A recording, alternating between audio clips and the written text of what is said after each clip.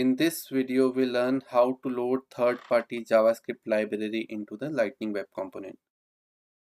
So the approach is similar. First, we have to load our JavaScript file to the static resource. Similarly, we have done in our previous video. So first we'll load it and we'll import the reference to our LWC from the resource URL. Then we need a special method that loads that particular library into our component, and that method name is load script. So load script gives us the power to load the file to our component. And first we need to import the load script from the lightning/platform resource loader path, and then you have to call the load script method, and you have to pass the reference to the component. In our case, this is our reference, this keyword, okay, and the file URL that you are loading from the static resource. This is the resource name, is our file URL here, and you need to give the path if it is inside the folder or not. And then because the file loading totally depends on the size of the file, it may take 10 KB or 100 KB, right? It can be 10 MB as well. So it's an asynchronous process, and we already know whenever we have to handle the asynchronous approach, we have to use promises. Here we're gonna use the promise. So let's go to our VS Code and see how to load the third-party JavaScript into a Lightning Web Component. So let's go and create the new component. I'll give this name third-party files. Now my component is ready. First thing, I'll go to the meta file and make this component expose true and set my targets to the app page. Based on your need, you can change this target.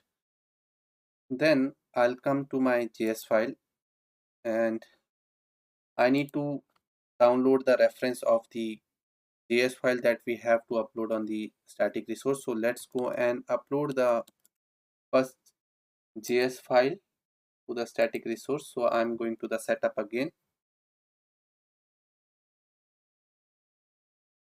In quick find, type static resources,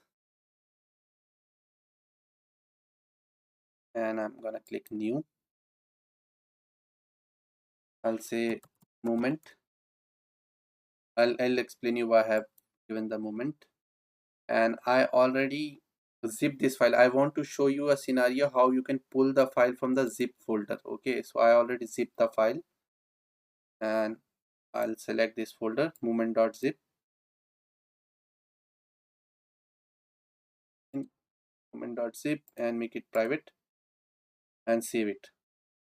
So first let me explain you what is moment.js. So if you type here moment.js, so it's a very powerful library for your time conversions, okay, and many companies use it heavily. So these are the method, like right now in JavaScript you have to write 10-20 lines of code to convert the date or timestamp into a particular format, or to calculate the time difference or relative time you want to get the calendar date or something. So you can use these powerful methods here that is available, and these methods only available when you use their library. Okay, I already download this movement.js min.js file, and I already upload it now. And you don't need to download, you can find this JS file in the videos resource folder. Okay, so we just now uploaded the movement.js. Now we need to include it into our LWC file. So let's go to our code, and now first thing we need to import the movement. So we're gonna write import movement from @salesforce/source URL/movement. So movement is my file name there, or the folder name to be specific, okay, right now. And now I got the reference, and to load the file we need another import, that is load script. We are saying load script method, take it from the lightning platform resource loader. So we have imported the load script from the Lightning Platform resource loader, and now we have to load this script. And basically, whichever file you load, whether it's a CSS or a JavaScript file, we use a component lifecycle hook that is rendered callback. And why we use this? Because if you are loading a script or a file, you want to perform some action, right? And that action should only perform when your HTML is loaded completely. And this particular lifecycle hook gives us the assurance the rendering of the component is completed, right? That's why we do all the operation inside this. So we'll go and say promise dot all. If you have many, you can use all, otherwise you can remove all as well. You can use only promise here. So right now I'm using promise dot all. I'll tell you the reason. I'll say load script, and promise dot all will wait for all the asynchronous operation that's happening inside this array. Right now we have only one. I'll say promise load script, and the syntax is first parameter is the reference. So our reference of the component is this, then the file URL. So file URL is first the reference that we have imported the file movement. This is a zip folder. And now if I show you how the zip look like, I'll bring it here. So if I open this moment, it has another folder, and within that it has movement.min.js file, right? So now I have to go inside. This is the zip file, so I have to go inside the folder now. For that I'll say dash movement, that is my folder name. Inside that I have movement.min.js file. So this is how it loads. Okay, once it loads successfully, you will call the then method, that is the method that caches the promise, and will perform the action here once the library loaded successfully. Otherwise we'll cache the error,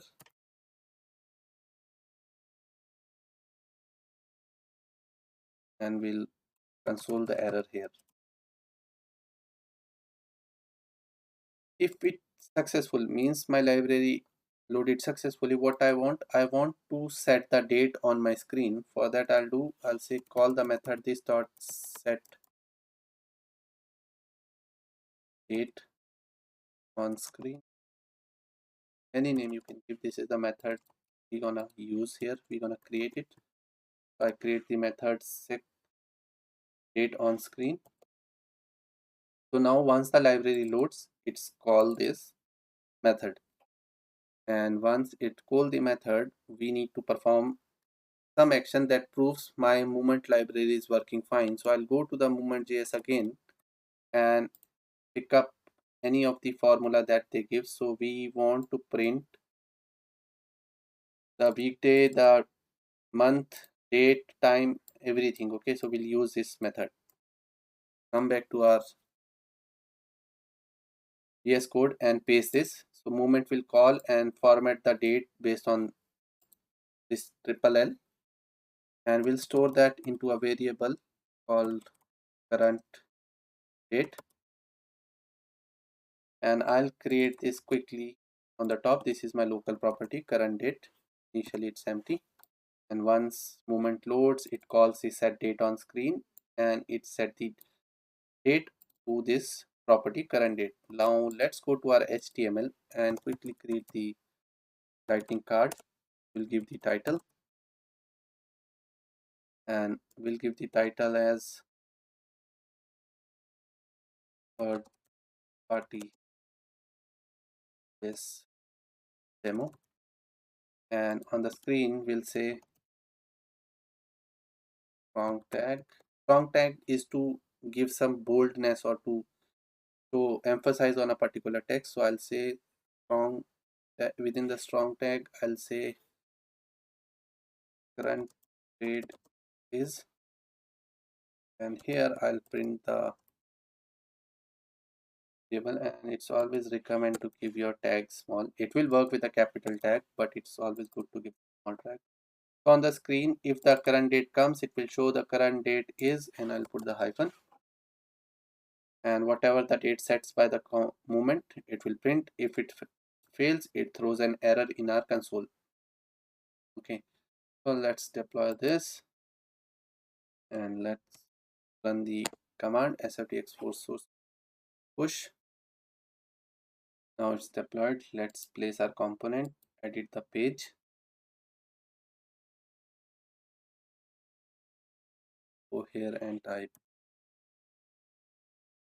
third party files. That is our component.